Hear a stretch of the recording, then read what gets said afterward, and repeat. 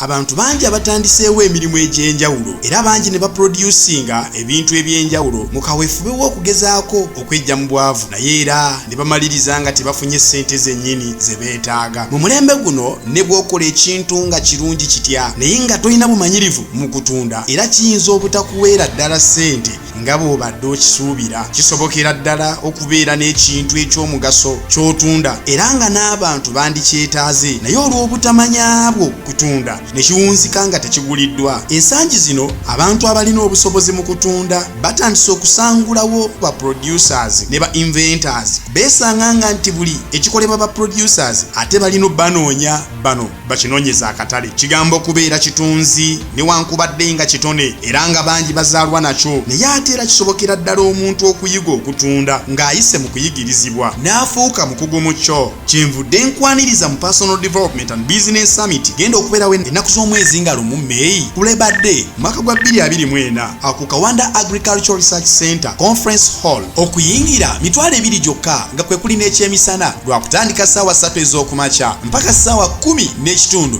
ez'akawungeezi. Tosubwa aboogezi ab'enjawulo era ab'enkizo abagenda okuyamba amagezi g'okuzuukuka otegeere engeri gy'osobola okwegaggawazaamu. Engineer Edward Gabula, Engineer Gerald Sentongo, Pastor Rita Bingi, Pastor Brian Musoke ne Tumusiime Joseph Prosper lwa kutandika ssaawa 3 ez'okumakya mpaka ssaawa 10:30 ez'akawungeezi. Jangu oyige bwe batunda olekeraawo okusuubula emmaali n'etatambula oba okuproducinga ebintu by'otasobola kutunda. Kumanya ebisingawo kuba ku 0757 21 7 6 oba 0744 92 93 45 oba 0777 66 7 8. Tosubwa.